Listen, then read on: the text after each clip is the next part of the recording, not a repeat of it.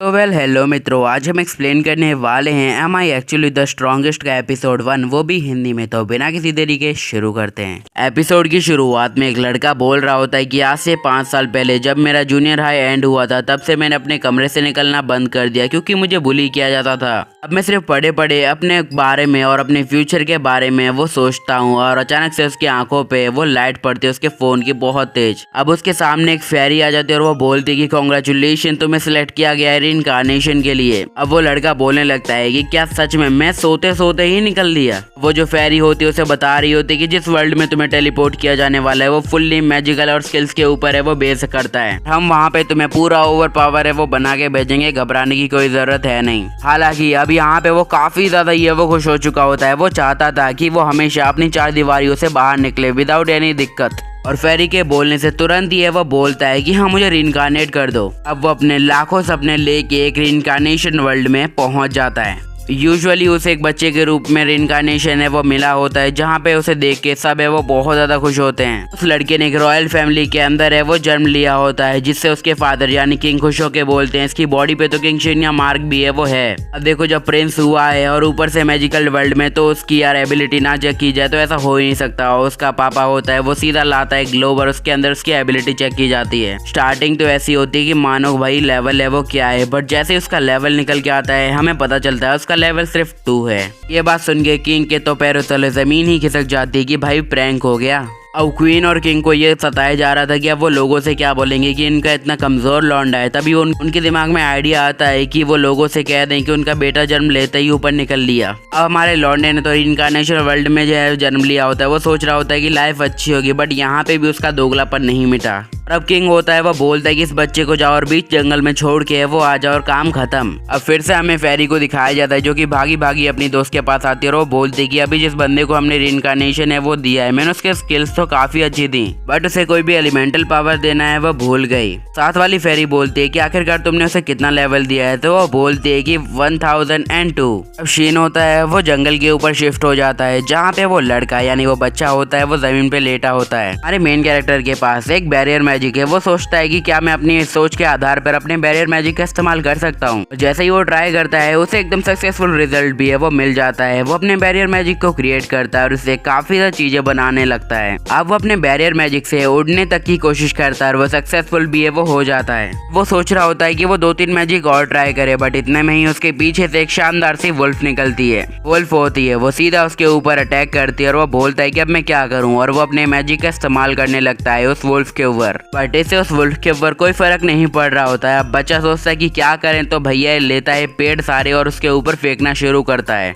अब बच्चे को ये मालूम पड़ जाता है कि पेड़ उस पे भारी तो पड़े हैं, बट इतने भी नहीं पड़े कि वो उसे हरा सके, इसलिए वो अपने पीछे से बहुत ज्यादा बड़ी चट्टान उठाता है। तभी उसे आवाज आती है, मैं हार मानती हूँ, मुझे छोड़ दो। यहाँ पे उसे समझ नहीं आता है कि आखिरकार ये किसने बोला है, और वो अपने अटैक को जारी रखता है। तभी सामने से वुल्फ बोलते कि मैंने कहा ना, मेरे को छोड़ दो, मैं सरेंडर करती हूँ। ये बात उस बच्चे को भी समझ आती है। इसके बाद हमें दिखाया जाता है वो लोग होते हैं वो एकांत में बातें करने लगते हैं, जहाँ पे वुल्फ उसे कह रही होती है कि मैं तो सिर्फ अपने माना को रिप्लेस करना चाहती थी, मतलब बढ़ाना चाहती थी, इस वजह से मैं तुम्हें खाना चाहती थी। अब वो उससे उसके रीजन पूछती है, बट बच्चा नहीं बोल पाता है। तो वो बोलती है कि तुम बोल नहीं पा रहे, तुम्हारे पास पावर बढ़ी है, बट बोल क्यों नहीं सकते। अब पहले तो वो कुछ सोचता है, उसके बाद उसे आइडिया आता है कि वो अपने बैरियर मैजिक का इस्तेमाल अपने गले पे करके बोलने की शक्ति बढ़ा ले। और हाँ, ये सक्सेसफुल हो जाता है और वो बोलना शुरू कर देता है। तभी वुल्फ बोलते तुम तो एक नॉर्मल ह्यूमन बेबी है वो लगते है। अब ये जो फॉक्स होती है वो उससे उसका नाम है वो पूछने लगती है। पहले तो वो सोचता है कि उसके फादर ने जो अभी उसे नाम दिया था वो बोले, बट छोड़ो, बाप ने ही फेंक दिया तो क्या दिक्कत है, तो इसलिए वो अपना नाम हारुतो बताता है।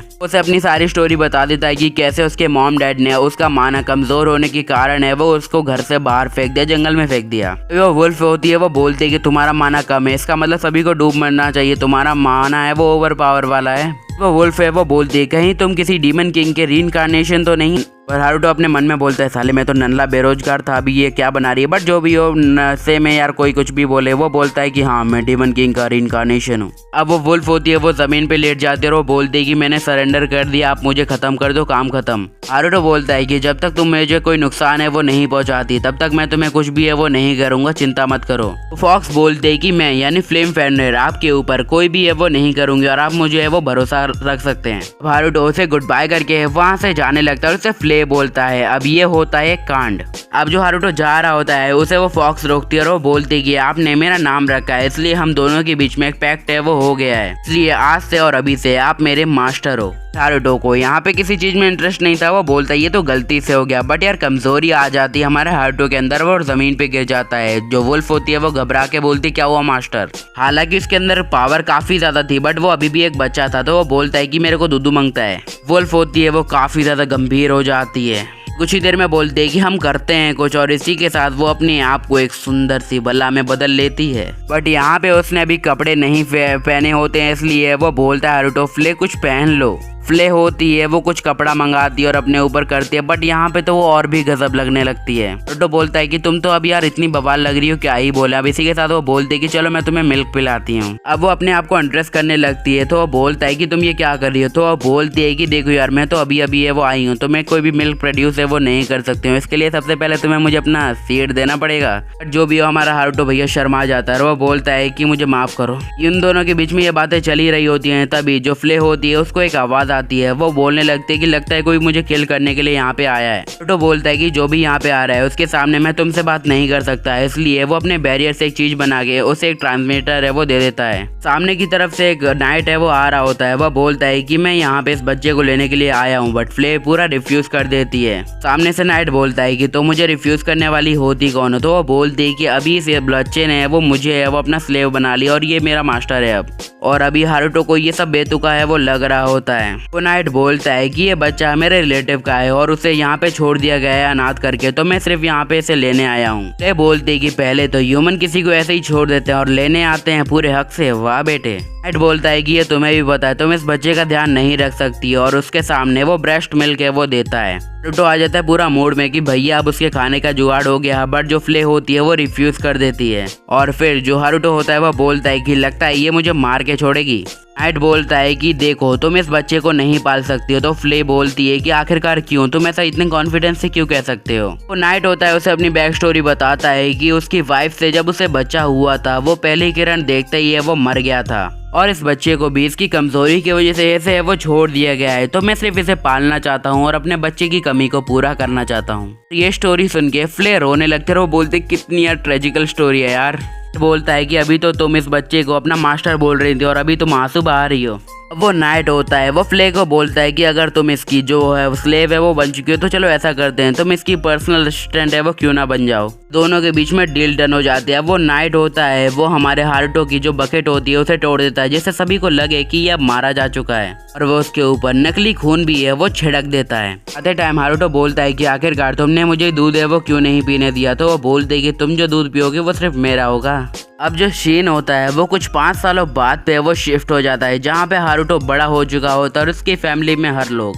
हारुतो बोलने लगता है कि मैं इस फैमिली में सिर्फ अपनी भूख मिटाने के लिए आया था, बट ये लोग काफी ज्यादा काइंड हैं। बट उसकी बहन को देख के ऐसा लगता है कि वो शायद उसे पसंद नहीं करती, इसलिए हारुतो बोलता है कि इतनी ज्यादा प्यारी बहन जब किसी को पसंद ना करे तो दिल में कुछ कुछ होता है। जो फ्ले होती है वो वहाँ की एज सर्वेंट ही है वो बन चुकी होती है, वो सभी को खाना सर्व है वो करती है। यहाँ पे हारुतो की जो बहन होती है वो फ्ले से कुछ ज्यादा ही कनेक्ट है वो लग रही होती है, जिससे हारुतो की गंदी वाली जल रही होती है। जो हारुतो की बहन होती है वो फ्ले के साथ खेलना चाहती है, बट फ्ले बोलती है कि जब तक मास्टर हारुतो के में काम नहीं करती मैं तुम्हारे साथ नहीं खेल सकती। तो हारुतो बोलता है खेलो ना चुपचाप, अपने मास्टर की बात कैसे ही टालेंगे। फिर वो दोनों खेलना है वो शुरू कर देते हैं।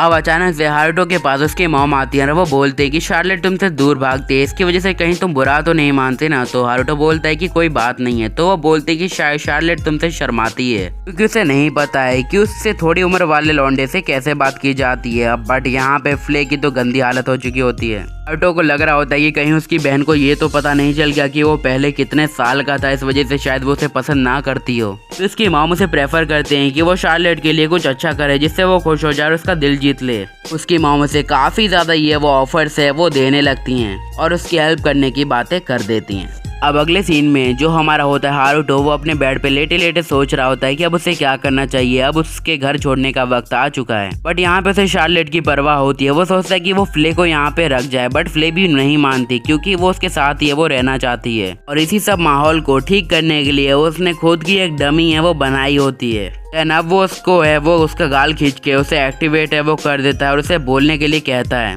इसको इतना याद आता है कि अचानक से हारुतो यहाँ से गायब हो जाएगा, तो उसे फ्ले को भी अपने साथ ले जाना पड़ेगा वरना कांड हो जाएगा। अगला सीन होता है हारुतो का और उसके फादर का स्वॉर्ड टास्क। यहाँ पे उसके फादर उसे स्वॉर्ड चलाने से माना इंक्रीज करने के बारे में सिखा रहे होते हैं। हारुतो के फादर उससे पूछते हैं कि आखिरकार तुम स्वॉर्डमैनशिप के अलावा किस में इंटरेस्टेड हो, तो वो बोलता है एंशिएंट मैजिक के बारे में। फादर बोलने लगते हैं कि पहले तो मुझे लगा था कि तुम अपने कमरे में वक्त बर्बाद करते हो, बट अब मुझे यकीन हो गया तुम कुछ ना कुछ तो करते हो। अब हारुतो बोलता है मैं अपनी रिसर्च के लिए जाऊँ। उसके फादर बोलते हैं कि नहीं बेटे, एक बैटल तो हो जाए। उसके बाद वो दोनों बैटल की शुरुआत करते हैं। यहाँ पे हारुतो के फादर का जो ऑरा होता है वो काफी ज्यादा वो स्ट्रांग होता है और हमारे हारुतो के पास सिर्फ एक ही एबिलिटी होती है, वो भी है वो बैरियर की, और वो उसका इस्तेमाल करते हुए सीधा अपने फादर के ऊपर अटैक करता है। बट उसके फादर उसके एक अटैक से ही समझ जाते हैं कि ये लौंडा उसकी चूर चूर है वो कर देगा। इसी वजह से उसके फादर होते हैं वो अपने वॉरियर के पोटेंशियल में आके उसके ऊपर स्वॉर्ड चला देते हैं। बट हारुतो होता है वो एक जंप मार के उनके पीछे आ जाता है। हारुतो होता है वो काफी ज्यादा वो खुश हो चुका होता है। हारुतो के फादर उससे बोलते हैं कि कोई भी अंडर 30 लेवल वाला बंदा इस अटैक को डॉज नहीं कर सकता है, तुमने ये कैसे किया। हारुतो को भी रीजन पता नहीं होता और उसे खुद पे ही शक हो रहा होता है।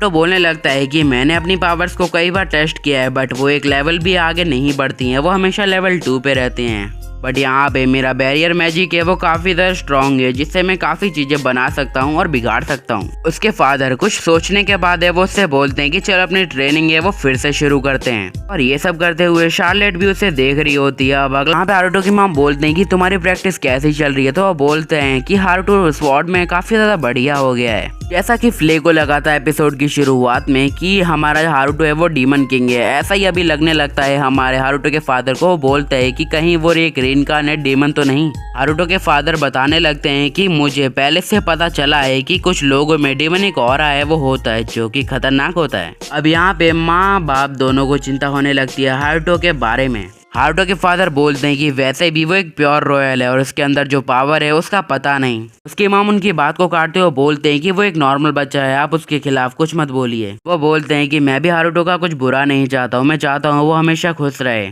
तभी ये शार्लेट सारी बातें हैं वो सुन लेती है और वो बोलते हैं कि ऐसा नहीं हो सकता कि हारुतो डीमन हो। अब इसी के साथ ये एपिसोड भी यहीं पे समाप्त हो जाता है। मिलते हैं किसी अगले एपिसोड में।